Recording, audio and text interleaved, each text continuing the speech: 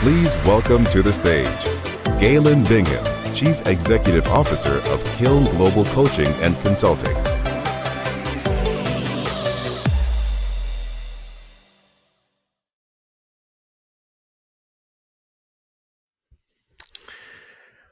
Well, hello. I am so excited to be joining you, and I've got to ask you to really think about whether or not you could even fill in the blank to that question. The question at the title of this talk is 9 steps to becoming the greatest blank in the world. Chances are most of you struggled with filling in that blank. And the reason I say that is because most people do. And that is the biggest problem standing between average and true greatness. Few people and few companies, for that matter, even understand what it is that they are destined to be the greatest in the world at doing. There are only 9 steps to becoming the greatest in the world, and not being able to answer that question, like I said, is the biggest problem. I spent 30 years in corporate America, 8 years of which were spent developing leaders all over the world for some of the biggest brands on the planet. And what I have come to realize is that many people are afraid to even ask the question of what they can be the greatest in the world at doing. And that's what this conversation is going to be about. So let me just warn you, this is not going to be rah-rah motivational talk here. You're going to want to take notes because at the end of this, we're going to leave you with a roadmap that's going to allow you to understand what is it that you were destined to be the greatest in the world at doing, so that you can get on with celebrating and doing the work that's required for you to achieve that goal. So let's jump in. Production, let's go ahead and throw up the first slide. Okay, so I can't think of a better place to start than with Socrates. And Socrates said that an unexamined life is not worth living. And although that is a truth that has existed for thousands of years since Socrates, we, for whatever reason, we find it strange to want to examine our life and to actually chart a course for becoming the greatest in the world. Well, that doesn't seem strange to me at all. As a matter of fact, that seems like that's the only way to achieve your goal, if in fact your goal is to live out your purpose for existing. So this is going to be the backdrop of our conversation. One of the things that you should find in there in the link in your hop-in space is a link to a roadmap. The roadmap that you can use for this conversation. And I literally want you to take notes. I want you to do this work because this work will set you on the path that we need to take here. Let's go ahead and go to the next slide. So this is what you're going to download when you go to Hopin. These are the 9 steps, and this is going to be the guide to our conversation. And I'll tell you, these are very simple questions. This is going to be a very simple conversation, but simple does not mean easy by any stretch of the imagination. This is something that, like I said, many companies, many people feel threatened by trying to put some diligence around answering these questions. But once you do, this is going to really set you up for success. And this is not some euphemism. I'm not saying greatest in the sense of hyperbole. Very literally, what are you here to do? What are you trying to build? What should you be learning? What are you improving? Whenever I have this conversation, a lot of the first questions people will ask is, by greatest, what do you mean by greatest? And greatest often conjures images of comparison. And while that's part of it, that's not the totality of what I mean. By greatest, I mean that each of us are designed for a specific reason. There is one reason why there is one person with all of your gifts, all of your talents, all of your trials, all of your tribulations, all of your lessons. And what is that? What is the purpose for that to be? I have spent 3 years trying to answer that question of what is greatest, and the definition that I have come to is Greatest is an expression of your creator's purpose in a specific endeavor. And with that, let me talk to you a little bit about what I mean by creator. If you are religious, then you might have a name for your creator from a religious standpoint. If you are a religious, you may believe that you are the person or the thing or the entity that has total control and total empowerment over what you're trying to accomplish. In that sense, you would be your creator. If you work for a company, every company has a founder. Every company has a beginning. And so the question for corporations is, are you the truest expression of your creator as it pertains to this particular thing that you're trying to do? And that is going to be the work that we're going to do for the balance of our time together. Now, let's jump in because one of the things that I have become convinced is that this all starts with a decision. So, step one, and production, go ahead and take the slides down.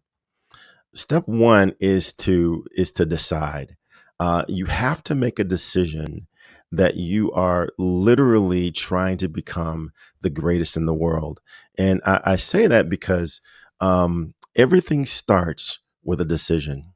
As I used to say back when I was training teams and organizations, nobody eats unless somebody kills something. If you're a meat eater, you've got to hunt game. If you are vegan or a vegetarian, you've got to chop down a plant or gather harvest. But no one does anything. Nothing happens until you make the decision that good enough is no longer good enough. The word decision comes from the Latin root decisio. And decisio literally means to cut off all other options other than this thing, this path that I've decided that we're going to take.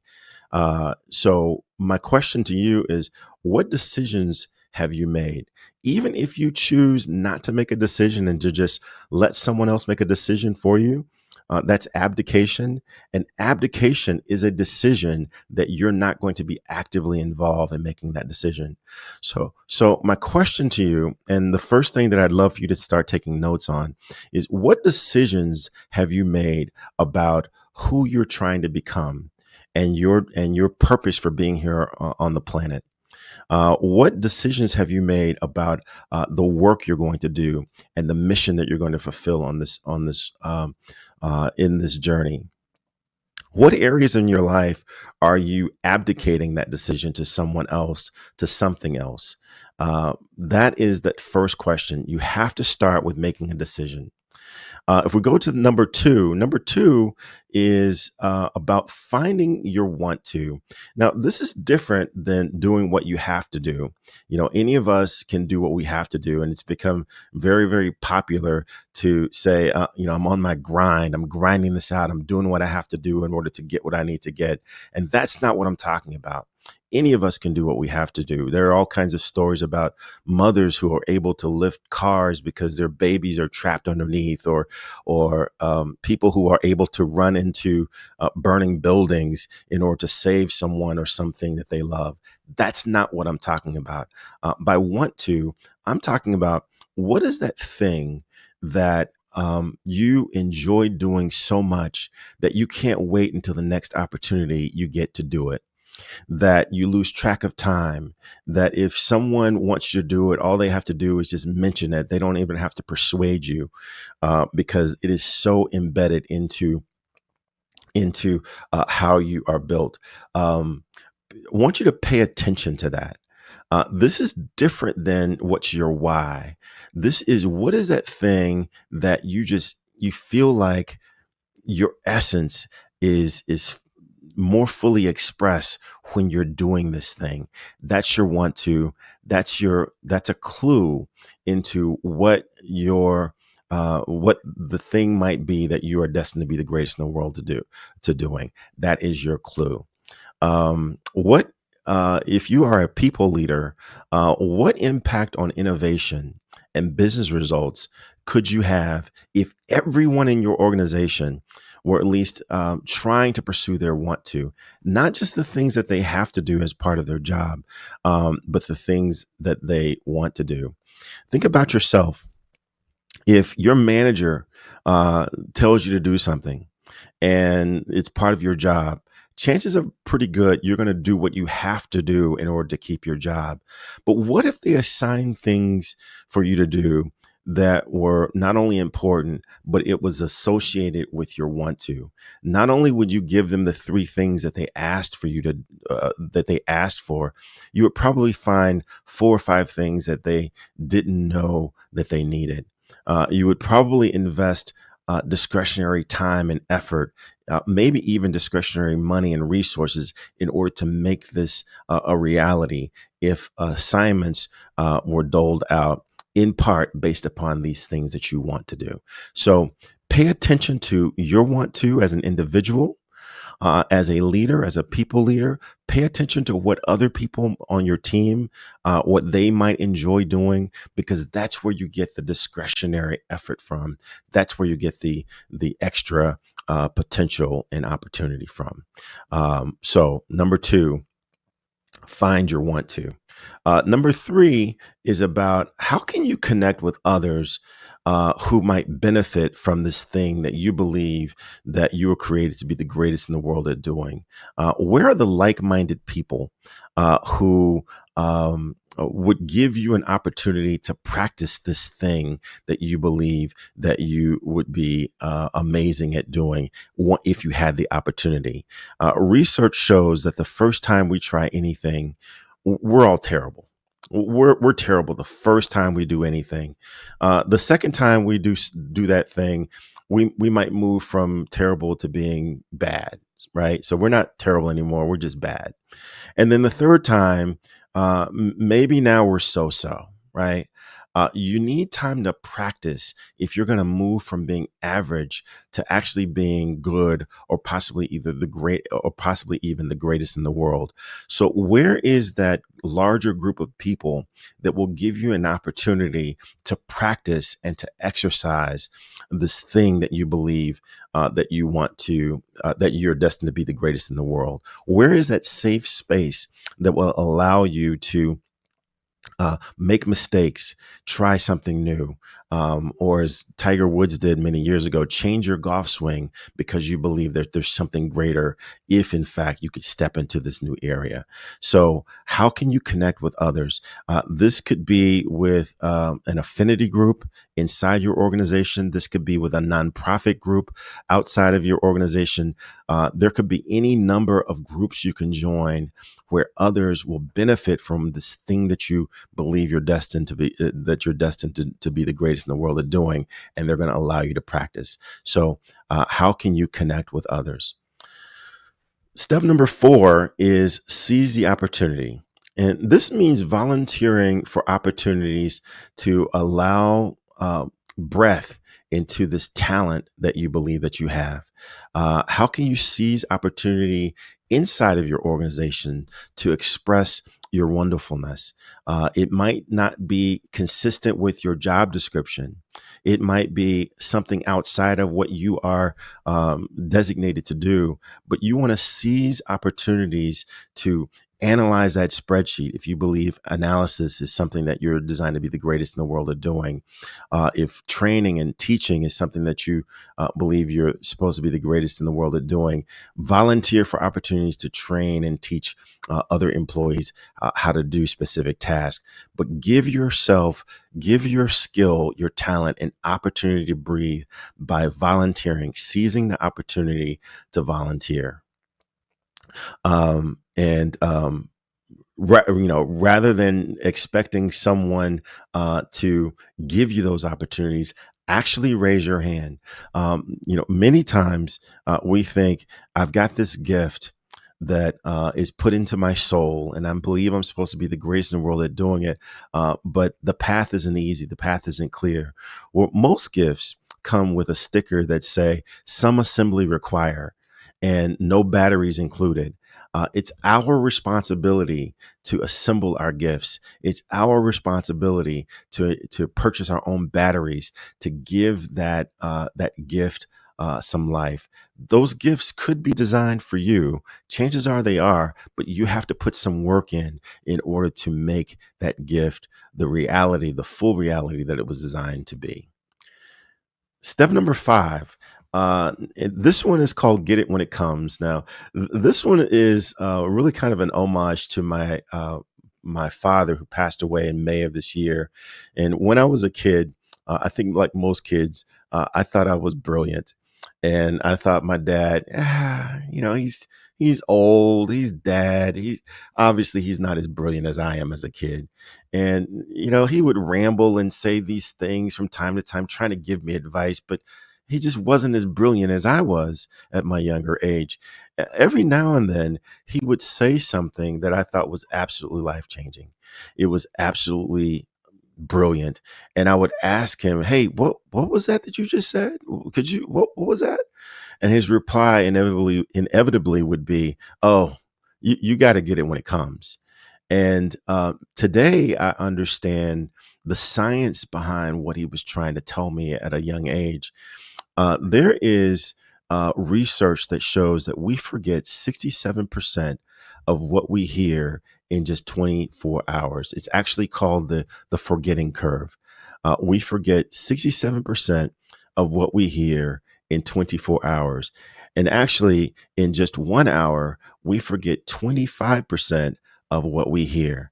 So even when we're trying to remember something, it never comes back the same way as it did when it first hit us.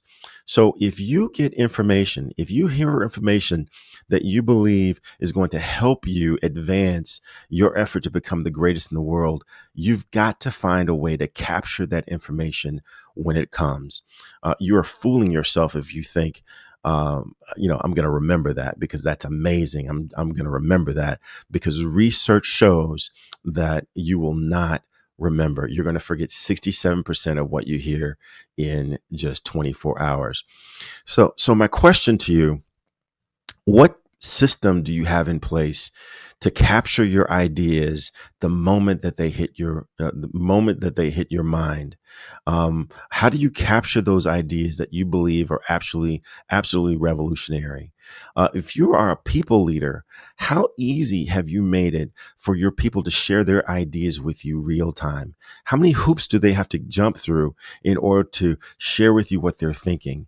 How finished does their idea need to be before they hit your desk?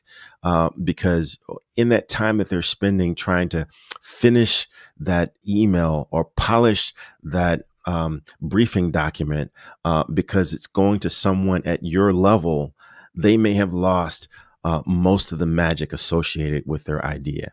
How can you build a system for you as an individual as well as for your team to get it when it comes? Step number 6. This is called Leverage Big Mo. And this is really just kind of recognizing that the first step in any endeavor is the first step. The first step is always the scariest step. And if we can ever summon the courage to take that first step, well, then that second step is just a little bit easier. And if we can take the second step, well, then you might as well take the third step since it's just so obvious. And if you're not careful, you might trip over the fourth step because someone just carelessly left it sitting right here out in the open. But it's that first step that we build such fear and trembling around what it's going to mean if we take this step, how scary this thing is going to be. We build in our mind this story that says this thing has got to work. And if it doesn't work, then I'm going to lose my job and my kids will be homeless and they're going to take back Black History Month and Russia will finally bomb the United States if I get this thing wrong. And in reality, it's never as scary as we make it out to be in our mind. We just need to find a way to take that first step before our brain kicks in with all these stories. There's actually biology behind why this happens. There are two significant parts of your brain. There is the prefrontal cortex, which is also called the executive function part of your brain, or the newest part of your brain.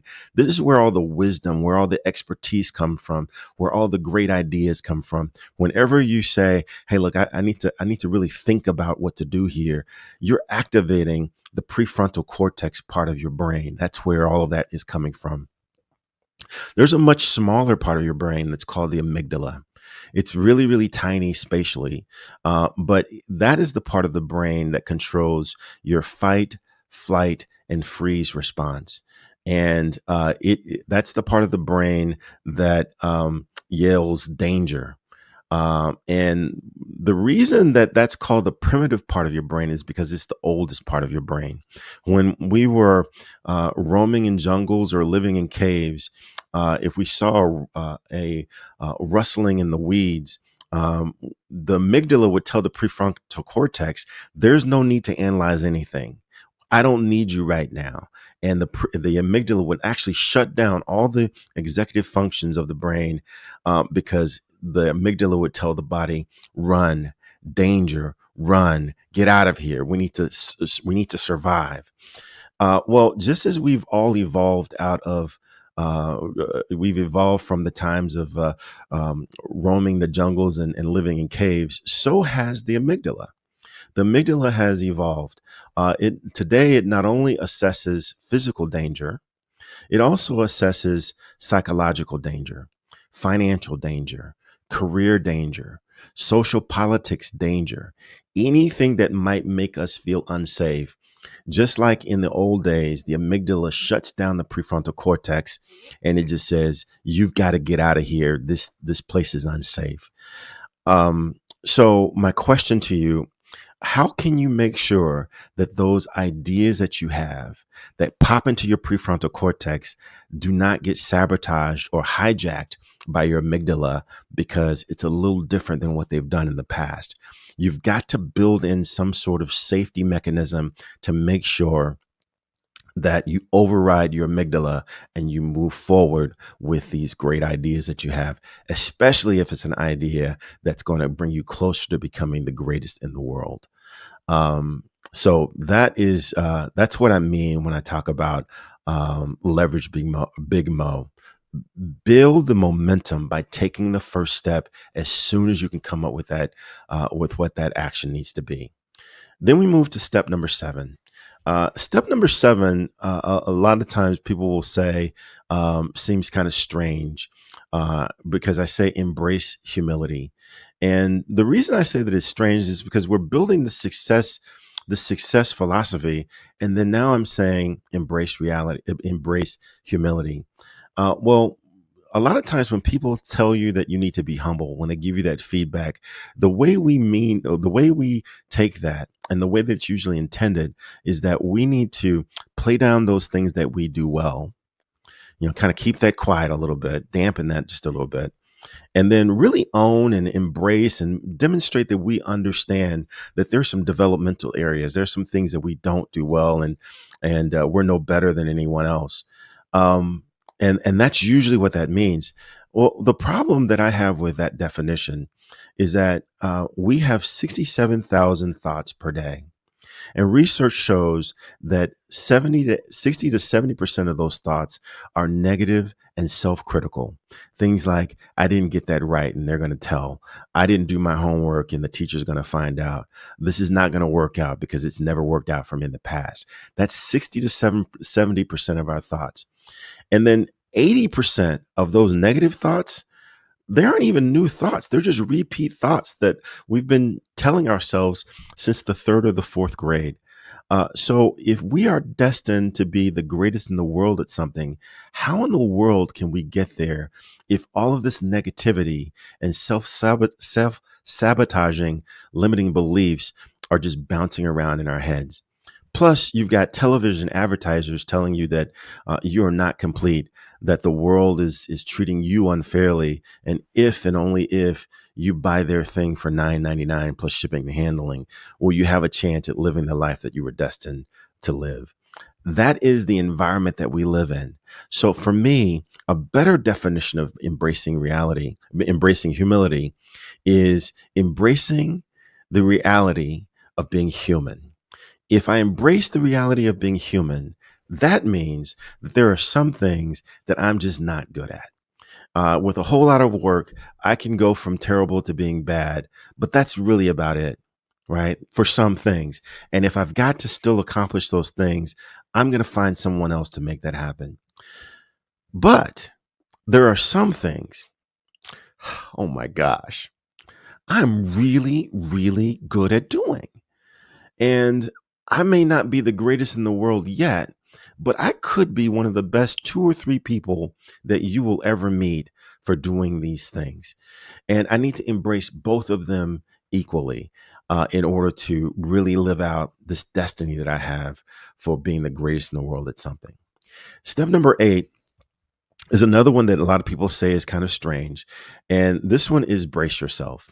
And the reason we say brace yourself, and it seems a little out of place, is because um, you will be surprised if you start following these steps. If you decide, number one, that you want to be the greatest in the world at something.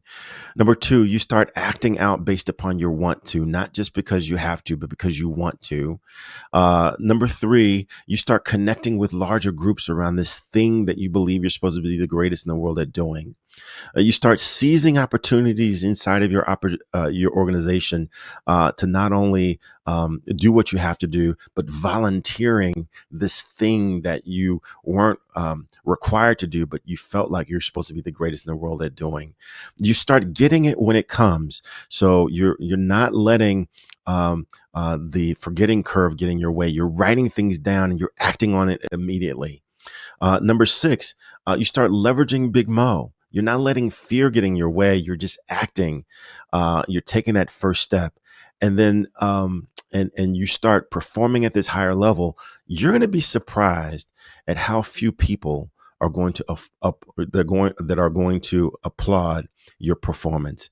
You're going to be shocked at where you thought you would get support for this higher performance. You might find detractors and real haters.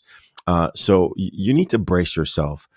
When I was in the fourth grade, we had very inventive ways of letting kids know how much we did not appreciate their raising their hand in class and always getting the questions right, or reminding the teacher to assign homework, or suggesting outside assignments that they could do for extra credit. We had inventive ways of letting them know just how little we appreciated that. It wasn't always nice, but it was always effective. I have come to realize that outside of maybe the higher compensation and the nicer clothes, many executives still have that exact same behavior. It's not that you are mean. It's not that they're mean. It's not that I was mean in the fourth grade. Mainly, I was afraid. I was afraid that if this person continues to perform at a higher level, that eventually what was average behavior for me, average performance for me yesterday might become antiquated because someone else is performing at a higher level. And if they can get other people to join them at this higher level of performance, then what was average for me yesterday might become antiquated. And now, instead of getting my C pluses and my Bs in class, now I'm going to be failing the class, although my performance hasn't changed. That's the same thing that happens in the executive levels today. You start seeing fourth grade behavior when they recognize that your performance might mess up the curve for what was average for them. And just like on the fourth grade playground, they may start sending you some um, uh, not so subtle suggestions that that's not how things are done on the executive playground. So you need to brace yourself for this fourth grade response to your higher performance.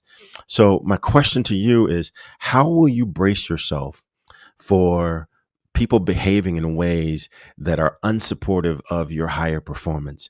If you manage a team, if you're a people leader, how will you create an environment where you're not setting up your best performers to get beat up on the executive playground because they are performing at a level that's making other people feel uncomfortable? Those are questions you need to answer and you need to prepare for. So brace yourself because the world might not be ready for you to perform at this higher level. And then the ninth step is what I call the OYO standard. And the OYO standard stands for own your own standard. And that means that you have to be the one to determine how well and how often you perform at this higher level for this thing that you believe that you are supposed to be the greatest in the world at doing.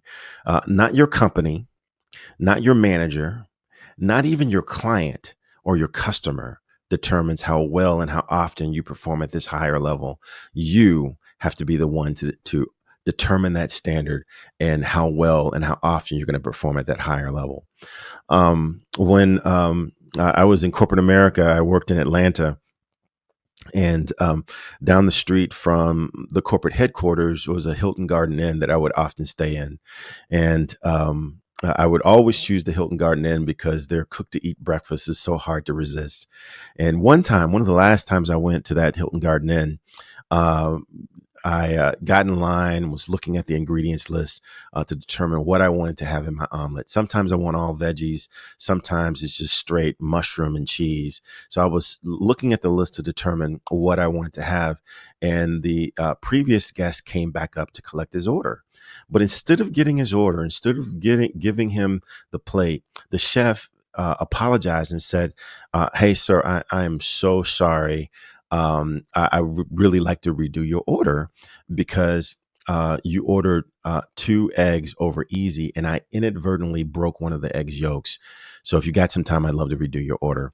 The guest was kind of shocked, and he chuckled and he said, "Hey, look, it's not that big of a deal for me. One broken yolk is not that big of a deal." And the chef said, "Sir, it might not be that big of a deal for you, but it is to me. And if you've got a few minutes, I really would appreciate the opportunity to redo your order to give you what you asked for." The guest was shocked, but he agreed to the insistent request. And he came back 2 or 3 minutes later, and he got his plate, 2 eggs over easy, yolks intact. I was so surprised by what I observed that I called the manager over, and I just wanted to let the manager know what I had observed, and that this was a level of commitment to excellence that I don't normally see. And the chef thanked me, and then he explained that he wanted to give the guest his best. And he knew that the first plate was not his best. And if the guest had not allowed him to remake that plate, that was going to bother him all day long because he knew, at least for that one plate, he did not give his best. So, my question to you is, how often do you allow the company to decide how well you're going to perform a particular task? How often do you let your manager or this performance review determine how well you're going to do this thing? And it's reasonable to say that you can't have this standard for everything in your life, but you can choose one thing. You can choose one area that you've decided that you want to be the greatest in the world at doing, and decide for that one thing you're going to fulfill and live by the OYO standard. So, that's all nine. That's not all nine of the steps. We've gone through all nine of them, but I want to circle back to that first one. So go ahead, production. If you can put up that next slide, I want to circle back to that first step because it really is the foundation. This is where it all begins. Uh, these 5 questions, actually, it forms your leadership platform. And the leadership platform is very similar to like a political platform where politicians will let you know what they believe in and who they are so you can decide whether or not you want to vote for them. Every leader should have a leadership platform for the exact same reason. So followers know whether or not they want to follow you. And this also serves as a great reminder for the leader themselves. These are 5 very, very simple questions. I don't think any question has more than 4 words, but I'm going to submit to you that simple does not necessarily mean easy. I've been revising my leadership platform since 2004. So let's go through this. The first is, who are you? What are your strengths? What are your weaknesses? Who are you? What has made you who you are right now? And how can you articulate who you are? Who in your life do you feel indebted to because they've invested in you? Who do you represent? What is this being that you represent? That's that first question. Who are you? The second question is, why are you here? So for a company, this would be your mission statement, right? Why are you here? This might be your why statement, but what's the reason? What's that thing that you are missioned to do, that your strengths, your failings, your wisdom perfectly positions you in order to execute against this task? Why are you here? The third question is, where are you going? So this is your mission. What's your vision of what the world could be if everyone just listened to you? What could your company, what could your division, what could your neighborhood or your community look like if everyone just listened to you? If President Biden were to just give you a call and ask your advice, what would you tell him? Where are you going? Number 4 is, who's going with you? How can you identify people who are like-minded, who are on the same path as you? They're going in the same direction. They could be further down the path than you, therefore a great candidate for someone to enroll as a possible mentor. They could be behind you and someone who could benefit from your coaching and your advice and your wisdom. Or they could be in the same place as you, asking the same questions, struggling with the same problems, and therefore great accountability partners for you guys to go through this thing together. But how can you identify who's going with you? And then the fourth question, a lot of my clients will say the fifth question is the hardest to tell. How can anyone tell your answers to the first 4 questions? A leader that I worked with, actually an ELC member, Xavier Williams, said that this is about showing receipts. What are the receipts that go along with your answers for the first 4 questions? Any of us can write a beautiful statement, but if you don't have receipts, then that's what people are going to be looking to determine what you're really about. So, as I said, I've been working on my leadership platform since 2004. And if we go to the next slide, I'll share with you what mine looks like today. So, this one's always tough for me to go through, but this is what mine looks like today. I am the descendant of M. Delele, who was the African who had his name changed on the Greyhound, the slave ship Greyhound, by the captain to Bingham, to John Bingham, because he reminded the captain of a regal Englishman who was also African in England who had that name. I am the second generation. I am a second generation college graduate and a second generation corporate executive. I have uh, worked for some of the largest brands on the planet. I have had my shine dimmed at the same time that my manager has asked me to applaud average as if it were great. I've helped hundreds of people transcend fear and self-limiting beliefs to thrive in their field of excellence. My passion and values are evident in every executive that I coach, every corporation that I support, every best-selling book that I author, and every podcast conversation that I have on my podcast. Current and future senior leaders depend on me to step into my destiny so that they can boldly step into theirs. I am a husband, a father, a brother, a son, and my ancestors' greatest hope for being compensated for all that they went through in order for me to be with you today. I'm the leadership strategist, and I'm designed to be God's expression in developing leaders here and now. So this is my leadership platform. This is what I use to remind myself of who I am, where I'm going, and what I'm here to do. I'm going to tell you that there are some days that I don't feel like I live up to this, but that just requires that I get up and try harder the next day. There are some opportunities that come my way that would, offer a lot of money, a nice title, but they're inconsistent with this platform. And so this is my check to say, hey, am I prepared to change my course? Or do I need to get realigned with this platform? Because let's face it, all of us forget who we are from time to time. And if you don't capture who it is that you're trying to become when you aren't in an emotional state, when it's just your prefrontal cortex, then when that amygdala comes in and tries to suggest that you run, then you're going to run every time. So let's go ahead and go to the next slide. So here's the question. I've spent some time sharing with you the 9 steps to becoming the greatest in the world. I've shared with you the importance of your leadership, of developing your leadership platform. I've even shown a little vulnerability in sharing with you my leadership platform, but none of that really matters. All that really matters is how you answer this question.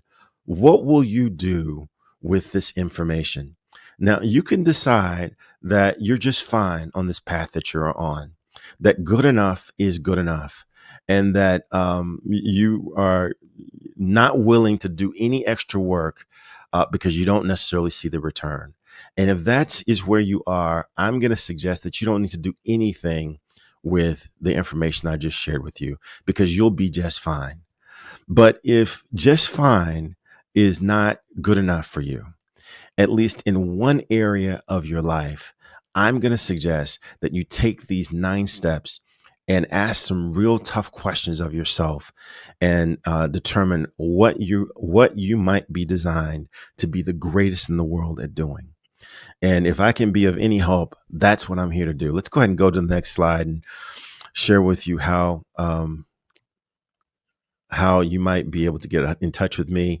You can scan this QR code. That's how you can get in touch with me if you believe that I can help you in any way. But whereas in the beginning of my career, I was really focused on how could I become king. And for me, king is senior vice president of sales for a Fortune 500 company. Today, my focus is on how can I be a king or a queen maker. And that is by investing in people who are on that ascent and helping them identify those barriers that might be getting in their way. And from my experience, most of the time, those barriers are not outside of them. They're not exterior barriers. They're all internal. I'm going to share with you some work from Lisa Feldman Barrett. She wrote the book, How Emotions Are Made. And one of the things that she says is that the difference between excitement and fear is very, very small because your body actually responds the exact same way. Your heart rate increases, you become short of breath, your temperature rises. The only difference between excitement and fear is the story that you tell yourself about what's on the other side of this activity. So I'm going to suggest to you that everything that you've ever wanted is just on the other side of being comfortable. So how can you feel comfortable and get more comfortable being uncomfortable so that you can step to the other side of fear to step into this destiny that you have for becoming the greatest in the world? If I can help you, I would love to do so. Take care.